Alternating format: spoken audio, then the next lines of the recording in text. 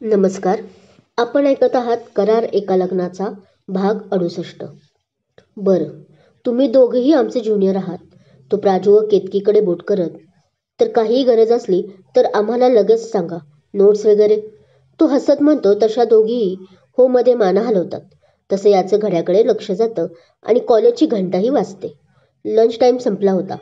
चला पळा आता. लेक्चर असतील ना? काय ग छुटकी, तुलाही असतील? तो म्हणतो. हो आहे ना, आकांक्षा हसत बोलते. मग इथे काय करताय? जावा लवकर, क्लास भरतील. तो हसत म्हणतो तशा या तिघीही हसत आपल्या क्लासमध्ये जातात. काय भावा, हे सर्व काय होतं? त्या तिघी जाताच मित्र अभिभोवती गोळा होत बोलतात. काय होतं? त्याने मात्र काही झालं नाही या आविर्भावात त्यांना पाहिले व आपली कॉफी प्यायलाच लागला. आम्हीही तेच विचारतोय. तुझा आणि केतकीचं पॅचअप? सुमित भुवया उडवत विचारतो. ते होय, तो हसत म्हणाला. सकाळी आखाड्यात भेटली होती तेव्हा तिनेच फ्रेंडशिपसाठी हात पुढे केला होता. मग म्हटलं आपण तरी कशाला उगीच मागे राहायचं, म्हणून मग आपलं. त्यानेही खांदे उडवले. फक्त मैत्रीच की? सुहास त्याला चिडवायला लागला. सध्या मैत्रीच, तो त्याला थांबवत बोलला. तसे सगळे खुश झाले आणि नंतर आपल्या आपल्या रूममध्ये निघून गेले. 2 दिवस असेच गेले. मैत्रीत आता या दोघांच्यात बहर येत होता. नकळतच दोघे ओढले जात होते. त्याला तर जग खूप भारी आहे अशी फिलिंग येत होती. जेवायलाही कॅन्टीनमध्ये आता तो 8 वाजताच यायचा, खास तिच्यासाठी. एके दिवशी 2 दिवसानंतर ती एकटीच येत होती कॉलेजला. कारण आकांक्षाला लवकर प्रॅक्टिकल होतं, त्यामुळे ती आधीच गेली होती. तर प्राजू डायरेक्ट तिला क्लासरूममध्ये भेटणार होती. तिला थोडा उशीरच झाला होता, त्यामुळे ती भरभर पावले टाकत होती. तिचे लक्ष नसल्याने अचानक एक गाडी तिला धडक देऊन गेली. त्यामुळे तिचा पाय दुखावला. ती तिथेच निवळत रोडवर आपला पाय दाबतच बसली होती की तोच तिथे अभि आला. काय ग, अशी का बसली? हे काय मंदिर नाही की तुला लोक पैसे देतील? तो हसत म्हणाला. व्हेरी फनी, ती तोंड वाकडं करत बोलली. खरं तर आधी तिला कळालं नव्हतं, पण जसं कळालं तसं ती त्याला आपलं दुखणं विसरून मारायला लागली. हाताने 4-5 चापट्याही मारल्या, पण अचानक पाय दुखावल्याने तिला चेहरा पॅनिक झाला. तसं तिने पटकन आपला पाय धरला. काय झालं? तोही घाबरून तिच्याजवळ जाऊन बसून बघायला लागला. ते गाडीनं आत्ता धडक दिली, पाय जरा दुखावला गेलाय, ती कसं तरी तोंड करत बोलली. बघू मला, तो म्हणाला आणि त्याने जराशी जीन्स वर करून पाहू लागला. त्याच्या नजरेत काळजी दिसत होती, जी तिला समजत होती. इथे दुखते का? म्हणून त्याने थोडी अजून जीन्स वर करून पाहू लागला. त्याने विचारताच तिने त्याचा हात पकडून जो भाग दुखत होता त्यावर त्याचा हात ठेवला. इथे दुखते म्हणाली. तो मग तिचे ते गोरे पाय पाहतच चोळू लागला. त्याच्या स्पर्शाने तिने पाय जरा आत दुमडला. तसं त्याने तिच्याकडे रागात पाहिलं. दोघांची नजर झाली आणि अचानक अभिला आपली चूक लक्षात आली. सॉरी म्हणत तो उठला. तो जाणार तसं तिने त्याचा हात धरला. इट्स ओके अभि, मनाला लावून घेऊ नकोस, तीही गोड आवाजात बोलली. बरं चल, तुला उठता येतं का बघ, तो थोडा रिलॅक्स फील करत म्हणाला. ती मग हसून होकार देते आणि ट्राय करते, पण तिला उभाही राहवत नव्हतं. ओके थांब म्हणत त्याने तिला आपल्या दोन्ही हातांवर उचलले. तशी ती घाबरली. अरे हे काय करतोयस? ती त्याला विचारत राहिली, पण तो काही न बोलता तिला तसंच पार्किंगमध्ये घेऊन आला. इथे कशाला आणलेस? अरे कॉलेज तिकडं राहिलं आपलं, ती बोलते, पण तो तिला आपल्या बाईकवर सावकाश बसवतो. ती नजरेनंच काय म्हणून विचारते तसं तो तिच्या ओठांवर बोट ठेवत श्श बोलतो. दोघांची परत नजरानजर होते आणि दोघंही त्या नजरेत अडकले होते. आय लव्ह यू अभि, नकळत ती सावकाश बोलून जाते. व्हॉट? तो मात्र तिचे ते बोलणं ऐकून शॉकमध्ये आला. काय म्हणालीस तू आता? त्याने परत विचारले. आय लव्ह यू अभि म्हणत तिने त्याला मिठी मारली. तो मात्र अजूनही शॉकमध्ये होता. काय बोलावं हेच त्याला क्षणभर कळेनासं झालं. म्हणजे हे कधी आणि कसं झालं मलाच माहीत नाही, पण या 2 तुझ्याबद्दलचे मनातले सर्व गैरसमज दूर झाले आणि तू मनाला हवाहवासा वाटू लागला. तिने आपल्या मनातले सर्व सांगितले. तो मात्र अजूनही हवेतच होता. त्याला काय बोलावे तेच कळेनासे झाले. काय झालं? आवडलं नाही का? म्हणजे तुला मी आवडत नाही का? तो शांत बसलाय म्हटल्यावर तिनेच त्याला विचारलं. तसं काही नाही, तो कसे तरी बोलला. म्हणजे नाही आवडलं? ती मिठी सेल करत त्याच्या डोळ्यात रोखत बोलते. मी तसं कुठं म्हणालो? तोही तिच्याकडे पाहत होता. मग बोल ना, काय वाटते तुला माझ्याबद्दल? की अजूनही तू माझा रागराग करतोस? तिने विचारले. तसं काही नाही, पण मला जरा वेळ दे. मी लगेच कसं उत्तर देऊ? तो अडखळत बोलला. ओके. तिने तोंड वाकडं केलं. बरं, चला आता, आपल्याला दवाखान्यात जावं लागेल. तो गाडीला चावी लावत हसून बोलला. म्हणत ती थोडी कणतच मागे सरकली. त्याने बाईक सुरू केली. तिच्या चेहऱ्यावर कमालीचा आनंद दिसत होता. तो ते साईड आरशातून टिपत होता. डॉक्टरांनी थोडा मुक्कामार बसल्याचे सांगून तिला औषध व गोळ्या दिल्या आणि कमीत कमी 2 दिवस तरी पायाला जरा आरामच राहू द्या म्हणून सांगितले होते. या 2 दिवसात कॉलेज बुडू नये म्हणून तोच तिला हॉस्टेलमध्ये आणून सोडायचा पण आणि कॉलेजला घेऊन जायचा पण. त्याने तशी आधीच रेक्टर मॅमकडून स्पेशल परवानगी घेतली होती. तिचा तो आनंदी चेहरा पाहण्यासाठी तो आता काहीही करायला तयार होता. असेच 2-4 दिवस गेले. तिचा पायही बरा झाला होता. स्वतःच्या पायाने आता ती सगळीकडे येत जात होती. तसंच त्यांचंही प्रेम बहरत होतं. पण अजून त्याने तिच्या आय लव्ह यूला उत्तर दिलं नव्हतं. तोच एक दिवस जेवायला जायच्या आधी तिला कॉल आला. मोबाईलवर श्री भैयाचं नाव ऐकून ती खूप खुश झाली. काय चक्क आज आम्हाला कॉल केलाय? ती थट्टा मस्करीच्या मूडमध्ये येत बोलते. का? म्हणजे मी कॉल याआधी करतच नव्हतो का? तोही तिरकसपणे बोलला. काय झालं भाई? एवढा परेशान का आहे? त्याचा मूड खराब असल्याचं तिच्या लक्षात आलं आणि तिने काळजीने विचारलं. अगं, त्याला कसं पुढे बोलावं तेच कळत नव्हतं. भाई, घरी काही झालं आहे का? बाबा बाबा ठीक आहे ना? त्याचा बदललेला आवाज तिला आता काळजीत टाकत होता. अगं, तसं काही नाही बाई. तो थोडा वैतागतच म्हणाला. आधी मी काय बोलते ते ऐकून तर घे. हो बोल. ती शांत होते. तुला माहित आहे, आम्ही 8 दिवसापूर्वी आकांक्षाच्या घरी गेलो होतो. तो बोलायला सुरुवात करतो. हो, मग त्यांचा तुला होकार आला आहे का? ती उत्साहात बोलून जाते. केतकी, तो चिडलेल्या स्वरात. सॉरी. ती आपली जीभ बाहेर काढत. बोल तू. तसं काही झालं नाही. गेले 8 दिवस त्यांचा कसलाच कॉल आला नाही. ना सुलू आजीचा ना तिच्या वडिलांचा. त्याच्या बोलण्यात आता सर्वच भाव होते. वैताग, काळजी जास्त होते. अरे मग टेन्शन कशाला घेतोय? येईल ना त्यांचा कॉल. जरा विचार करायला वेळ तर दे ना. तिला खरं तर त्याच्या या वागणुकीसाठी हसायला येत होतं. तो आपल्या लग्नासाठी किती अस्वस्थ झाला आहे हे त्याच्या बोलण्यातूनच दिसत होतं. ते म्हणतात ना, उतावळा नवरा आणि गुडघ्याला बाशिंग, तसंच काहीसं आपल्या भाईचं झालं आहे हे तिला कळालं होतं. पण आता हसलं तर साहेब राग धरतील म्हणून ती शांत बसून फक्त ऐकत होती. अगं, कळत कसं नाही तुला? माझी सुट्टी ही संपत चालली आहे.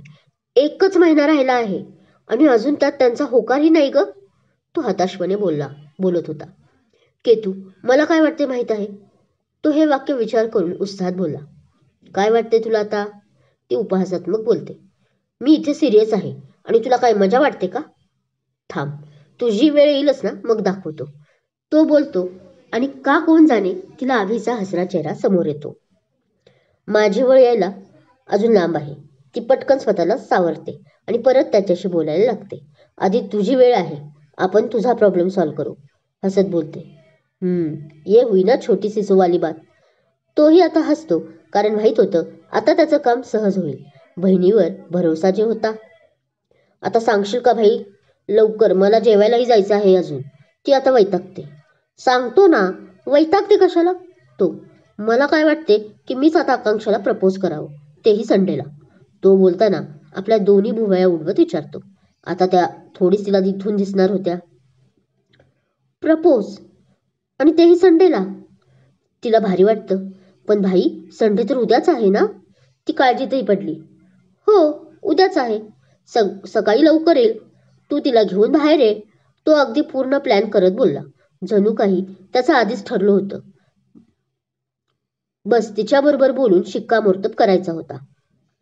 भाई, तुझं तर ऑलरेडी ठरलं आहे. ती एकदम एक्सायटेड होऊन बोलते. डन, मी उद्या येते कराडच्या स्टँडवर. तू पिक कर. हो, पण तू एकटीच नाही, तिलाही सोबत घेऊन ये. तो तिला आठवण करून देतो. आणि वेळेत ये. मी 11 पर्यंत पोहोचेल. हो रे भाई, तू सर्व आता माझ्यावर सोड. तुझी लंच डेट अशी भारी बनवते ना की तू 100 वेळा थँक्यू बोलशील. ती उगीच आपले केस उडवत भाव खात बोलते. फक्त माझं गिफ्ट तेवढं लक्षात ठेव. तीही आता वॉर्निंग देते. हो ग बाई, उद्या ये तर, तो हसत बोलतो. हो बर, चल आता मी पळते, पोटात कावळे ओरडत आहे. Bye, take care. ती उत्साहात फोन कट करते आणि हसतच मागे वळते, पण दचकते कारण समोर आकांक्षा मॅडम होत्या. काय ग, कसला प्लॅन चालला आहे उद्याचा? ती भुवया उडवत तिला विचारते. अगं काही नाही, भाई येतोय उद्या भेटायला, ती हसत बोलते. ओ, आकांक्षा, मग हे लंच डेटचं काहीतरी बोललीस तू? संशय घेत बोलते. हां, ते ना, त्याच्या गर्लफ्रेंडला त्याला उद्या घेऊन जायचं आहे त्याला. आणि माझे प्लॅन कसे परफेक्ट असतात ना, म्हणून भाई रिक्वेस्ट करत होता की ती अरेंजमेंट कर कराडमध्येच. ती अगदी सहज बोलत होती. ए, तुला कराडची बरीच हॉटेल्स व जागा माहीत आहेत ना? मग सांग ना तुला एखादं तुझ्या आवडीचं ठिकाण आणि जागा. ती तिलाच विचारते. कराडमध्ये संगम रिज आहे, त्यांचं हॉटेलही थोडं बाहेर आहे, कृष्णा नदीच्या काठावर, पण खूप मस्त आहे. रात्री तर यार सॉलिड दिसते ती जागा. शिवाय हॉटेलच्या टेरेसची अरेंजमेंटही खूप छान करून देतात, आपल्याला हवी तशी. म्हणजे असं मी अभिदादाकडून ऐकलं होतं. ती आता अगदी रमत सांगत होती. म्हणजे जर उद्या तुला तिथं नेलं डेटवर तर? केतकी बोलतच असते की स्वर्ग पाहिल्यावर जो आनंद होत असेल यापेक्षाही जास्त आनंद होईल मला. तीही फुल आपल्याच नादात. ए, पण मला कोण कशाला नेल डेटवर? तिला पटकन आपण काय बोललो ते कळालं आणि तिने स्वतःला सावरलं लगेच. तेही आहेच म्हणा, केतकी तोंड पाडून म्हणते. बरे, ते जाऊ दे, उद्या तूही येतेस का माझ्याबरोबर? म्हणजे बघ ना, भाई बसेल आपल्या डेट बरोबर, पण मी तिथे एकटीच पडेल ना, ती रिक्वेस्ट सुरुवात. अगं पण मी काय करू? नको, आकांक्षा बोलते खरी, पण तिच्या मनाला उत्सुकता लागली होती की श्रीची कोण डेट असेल हे जाणून घ्यायची. प्लीज आकांक्षा, अगं मी खूप बोर होईल ग तिथे, पण तू असशील तर की जरा बरं वाटेल, ती परत विनंती करते. बरं, आता तू म्हणत आहेस तर ठीक आहे, येते मी. ती तोंड तर पाडते पण आतून खूप खुश असते. बरं, आता चलायचं का जेवायला? ती हसून बोलते. हो चल, केतकी तिचे गाल ओढत आनंदात बोलते आणि मग दोघी जेवायला जातात. अर्थात कॅन्टीनमध्ये आपले शहजादे अभि व त्यांचे मित्र वाट पाहतच असतात या दोघींची. काय हे, किती उशीर? तो या दोघींना पाहताच आधी तर सुस्कारा सोडतो, पण खोट्या रागात बोलतो. अरे दादा, 5च मिनिटे उशीर झाला आहे, ती त्याचं घड्याळ दाखवत बोलते. हो, पण आम्ही वाट पाहतोय, त्याचं काय? तो बोलताना एक नजर केतकीकडे टाकत बोलतो. अरे, एवढं काय झालं आहे चिडायला अभि? आलोय ना आता आम्ही. माझ्या भाईचा कॉल आला होता म्हणून उशीर झाला, ती एक्सप्लेन करते पण गुस्स्यातच. ओ बरं, या लवकर ताट घेऊन, आम्ही बसलो आहोत तिथे. एक टेबल दाखवत तो बोलतो. बरं म्हणून दोघी ताट आणायला जातात. जेवण झाल्यावर थोडा वेळ गप्पा मारून सगळे परत हॉस्टेलवर येत असतात. काय मग अभि, आजकाल काय चाललंय रे तुझं? सुमित अभिच्या बेडवर बसत बोलतो. काय काय चाललंय माझं? तो शर्ट काढत बोलतो. हेच जे कॉलेज कॅन्टीनमध्ये चाललं आहे तेच. सुमितचा इशारा केतकीकडे होता. अरे नीट बोल ना, जे विचारायचं आहे ते. का उगीच? तो थोडं चिडत त्याच्या शेजारी बसत बोलत म्हणतो. बरं चल, विचारतो, पण तूही खरं उत्तर दे. सुमित, तुझं व केतकीचं काय चालू आहे सध्या? तो विचारून टाकतो. काय चाललंय आमच्या दोघांचं? तो आपली नजर चुकवत बोलतो. अभि, तू आत्ता बोलला होतास, खरं बोलशील म्हणून, तो चिडत बोलतो. पण तू जे समजतोय तसं काही नाही.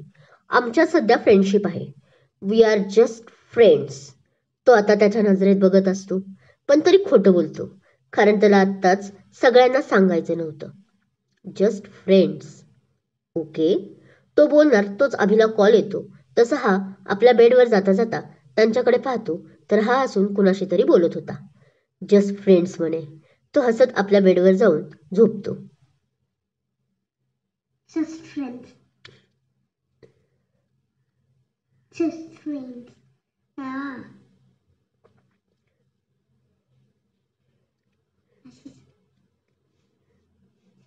बराच वेळ रात्री अभिशी गप्पा मारून केतकीही झोपायला जाते.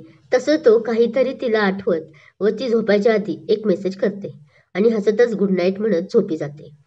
दुसऱ्या दिवशी गिफ्ट घेऊन श्री कारने लवकरच कराडला निघतो. खूप खुश होता, पण नर्वसही. पहिली डेट आणि प्रपोज या गोष्टींचा नाही म्हटलं तरी त्याला टेन्शनही आलं होतं. सर्व व्यवस्थित होईल ना यासाठी. आकांक्षा, तुझ्याकडे एखादी साडी आहे का ग? सकाळी सकाळी केतकी गडबड करत बोलते. 11ला तसं अजून 4 तास होते, पण हिची खूप घाई चालली होती आणि ती आकांक्षालाही करत होती. साडी? मध्येच काय हे आता? ती मात्र गोंधळून विचारते. अगं आहे की नाही ते सांग, ती थोडं रागवत बोलते. म्हणजे माझ्याकडे आहेत, पण तो कलर नको आहे मला. चिंतामणी रंगाची साडी आहे का? ती परत विचारते. चिंतामणी? नाही ग, निळ्या रंगाची आहे. चालेल का तुला? ती बॅगमधील साडी दाखवत बोलते. नाही, ही नको. थांब आलेच मी, म्हणत ती पळत जाते. काय चाललंय ह्या पोरीचं काही समजेनाच. कपाळावर टॅप करत ती नकारात्मक मान हलवत आकांक्षा बोलते आणि परत आपलं आवरायला जाते. तासाभरातच केतकी परत आपल्या रूममध्ये येते.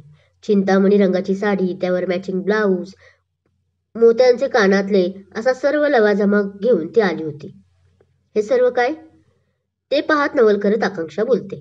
काही नाही, तू एक काम कर की सध्या आपल्या तोंडाला कुलूप लावून बस आणि मी जे करत आहे ते शांततेत बघत राहा. असं बोलून केतकी आपलं आवरायला जाते. ती मात्र केशरी रंगाचा अनारकली ड्रेस घालून येते. त्यावर मॅचिंग असे कानातले गळ्यातले घातले होते. अगं, तू तुझ्या भाईला भेटायला चालली आहेस की तुझ्या डेटवर? तिला इतकं सजलेलं पाहून आकांक्षा तिची थट्टा करते. भाईलाच भेटायला चालले आहे, पण लग्नात. त्याच्या एका मित्राचं इथल्याच एका लॉनवर लग्न आहे आणि तिथेच आपल्याला त्याने बोलावलं आहे. ती बोलता बोलता तिच्या हातात परकर व ब्लाऊज देते. जा, तू हीच घालून ये, केतकी तिला बोलते. अगं मी कशाला हे? ती साडीकडे पाहत बोलते. आणि काय ग हे, लग्नात जायचं मध्येच कुठून आलं? ते मी सर्व सांगते नंतर. आधी जा, मी सांगते तसं एकही न प्रश्न विचारता घालून ये. का मी घालू? ती तिच्याजवळ डोळा मारत जात बोलते. नको, तू तुझा आवर, मी येते घालून. मी येते घालून. तिला असं येताना पाहून आकांक्षा घाबरते आणि बाथरूमकडे वळते. पण मीही तुझ्यासारखं अनारकली घालते ना, ती परत येत बोलते. मी येऊ का? केतकी 2 पावले पुढे चालत येते तशी ती पळत आत शिरते आणि दार लावून घेते. तिचा काय भरोसा, इथेच चेंज करून देईल माझं, असं बडबड करतच. तसंही गालात हसते. नंतर मग मस्त तिला केतकी आवरून देते. ती चिंतामणी साडी, त्यावर तिच्याकडेच असलेले मोत्यांचे नेकलेस, मोत्यांचे कानातले, तोंडाला फाउंडेशन लावून त्यावर कॉम्पॅक्ट, ओठाला लाल रंगाची लिपस्टिक, डोळ्यात काजळ आणि बिंदी, केसांची नवीन हेअरस्टाईल, गला मोगऱ्याचा गजरा, एकदम सॉलिड दिसत होती आज. लग्नाला कुणाच्या चालली आहे की तिचं लग्न आहे असा प्रश्न पडावा बघणाऱ्यालाही. आज सर्व नवरीला सोडून मलाच पाहणार आहेत असं वाटायला लागलं आहे. आकांक्षा स्वतःच्याच रूपाला आरशात निहाळत बोलते. हो मग, बघितलंच पाहिजे ना, माझी मैत्रीण आज दिसतेच इतकी गोड, म्हणत केतकी आपल्या डोळ्यातील काजळाचा टिका तिच्या मानेला लावत बोलते. ते सर्व ठीक आहे, पण एवढा ताकझाक कशाला? माझं थोडीच लग्न आहे आणि आपण असं जाणार आहोत कराडच्या स्टँडवर. ती थोडं वैतागत बोलते. नाही, म्हणजे आपण स्टँडवर न जाता आता डायरेक्ट अक्षत लॉनवर जात आहोत. भैयाही तिथंच येतोय आणि आपण कारने जातोय, असं म्हणत तिला ढकलते. अगं पण, आकांक्षाला ऑड वाटत असतं. ते पण बिन तुझं चुलीत घाल आणि चल लवकर, आधीच उशीर झाला आहे. ड्रायव्हर काका गेली 20 मिनिटं आपली वाट पाहत आहेत आणि तो अक्षय लोन ही तिथून 1 तासाच्या रोडवर आहे, म्हणत ती तिला गाडीतही बसवते आणि स्वतःही तिच्या शेजारी बसते. पूर्ण रस्ता तिची बडबड सुरू असते, पण केतकी फक्त तिच्याकडे पाहून गालात हसत असते. मी काय वेडी आहे जे एकटीच बडबड करत आहे? अर्ध्या तासाने जेव्हा आकांक्षाला कळतं की आपण एकटंच बोलत आहोत आणि केतकी नुसती हसत आहे, तेव्हा ती चिडून बोलते. तसं केतकी तिला टाईट हक करते आणि नकळत तिच्या डोळ्यातून पाणी येते. हे काय झालं? तिच्या डोळ्यातील अश्रू खांद्याला ओलं करून जातात तसं आकांक्षा घाबरून तिचे गाल दोन्ही हातांनी पकडत बोलते. सॉरी यार, मी जरा जास्तच तुला बोलायला नको होतं. पण केतू काही बोलत नाही. आपले डोळे पुसते आणि एक टाईट हक करत परत बाहेर बघायला लागते. थोड्याच वेळात गाडी एका ठिकाणी थांबते. केतकी बाहेर डोकावून पाहते. तीच जागा आहे का कन्फर्म करायला. तेवढ्यात तिला भाई दिसतो. तो तिलाच या म्हणून सांगत असतो. जशी ती आपली ओढणी सावरत उतरते आणि दुसऱ्या साईडनी आकांक्षालाही हात देत खाली उतरायला सांगते, तशी तीही आपली साडी सावरत उतरते. समोरची ती जागा पाहून तिला 2 मिनिटं काही सुधरतच नाही. तिच्या चेहऱ्यावर एकाच वेळी आनंद व आश्चर्य असे दोन्ही भाव दिसून येतात. पण अनेक प्रश्नही तिला पडलेत असंही चेहऱ्यावर दिसत होतं. अगं, हे तर अक्षत लॉन नाही. आपल्याकडे तर तिकडं जायचं होतं ना. हे तर ती बोलतच असते की आय नो, आपल्याला अक्षत लॉनवरच जायचं होतं आणि हा अक्षत लॉन नसून संग्राम गार्डन आहे, जे तुझ्या आवडीची जागा आहे. पण भाईला जरा काम आहे म्हणून तो म्हणाला आधी इथलं काम करू आणि मग सोबतच जाऊ. ती हसत समोर पाहत बोलते. श्री दोघींजवळ येत असतो.